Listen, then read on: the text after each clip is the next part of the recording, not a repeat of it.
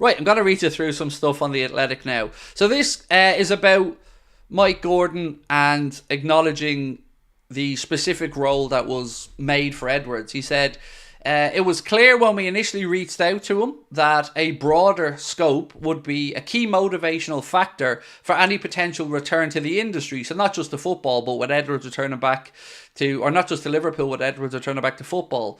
But interestingly, what you may have noticed from all of this is Liverpool didn't make the statement about Michael Edwards coming. It was FSG, and the reason was that is an FSG appointment. And this piece that was written by Simon Hughes and James Pearce, which is a really good piece, by the way, on The Athletic, they are at pains to say that it was Michael Edwards who was looking to control the narrative of how this announcement that he was returning was made, and that it was key that it was posted by FSG because he's going to be FSG's CEO of football, not just Liverpool. So anyway, I'll continue reading on. The piece said Edwards, meanwhile, was humbled by his desire and persistence that was shown in wanting to work with the club again. He went on to say, this is not something that I take for granted given their track record across sport and business. It was vital for me that if I did return, it had to be with renewed vigour and energy. In practice, this means having fresh challenges and opportunities. As such, one of the biggest factors in my decision is the commitment to acquire and oversee an additional club growing this area of their organisation. So then I started to look into what would this look like for Liverpool and what might it mean. And to be fair to The Athletic, they've answered some of those questions. So the first question that The Athletic raised about this multi-club ownership was, what kind of club is likely to be targeted by Liverpool and where? So the piece says there's a pattern to clubs that have been targeted by those in the Premier League seeking expansion, big enough to compete in the top division of their countries, but without costing the earth to buy. They go on to give examples, said Liverpool are unlikely to break that trend and will seek a club willing to buy into the long-term vision.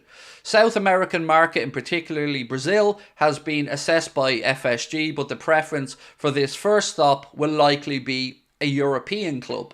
Now that's a big bit of information there. So it will look like Liverpool are going to try and buy a top-tiered but maybe lower level club in Europe.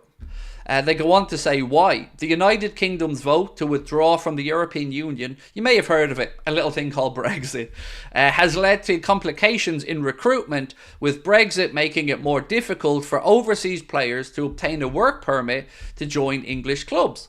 Owning a European club helps circumvent those rules, presenting the chance for a player to build up his qualification criteria in another league. It could also give a temporary home to promising under-18s players from the continent who are no longer eligible to sign for English clubs. As an example for us, the last player that Liverpool were able to bring in after the Brexit rules were about to be enforced was Stefan Bajcetic. 16 years of age, Liverpool paid €300,000 to Celta Vigo for his services. We can't do that anymore because we can only sign players over the age of 18 now from Europe, as can any club in the Premier League. And they also go on to say there's an opportunity to share scouting analysis when you've got a multi-club ownership and data as part of the model, casting the net wider and further as the Red Bull Group featuring Leipzig and Salzburg have done so impressively. This all leads back to Gordon's spoken ambition to strengthen Liverpool. Not comfortable with multi-club ownership, seems a bit iffy, says Real Phil.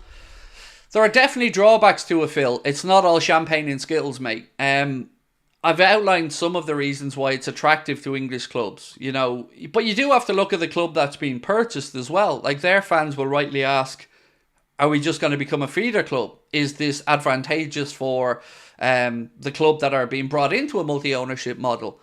Or a multi-club ownership model, excuse me. And yeah, we've seen some situations where Strasbourg, who's owned by Todd Bowley and his partners, their fans aren't very happy.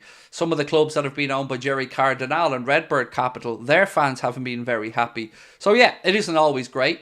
And you've also seen some fans of some of the other clubs, even some of the Red Bull clubs, that have complained that they've been weakened. Salzburg, as an example, have felt like they're a little bit further down the pyramid or the list of priorities for the Red Bull clubs. I've seen some interesting stuff over the years from their fans. So yeah, it definitely isn't all positive, mate. But from our perspective, as I mentioned, being able to bring in players from South America and Europe either under the age of 18 or who couldn't get work permits for the Premier League. That, I guess, is one of the big pluses here. And also, I guess, to add value to these clubs and, again, increase the value of FSG's portfolio.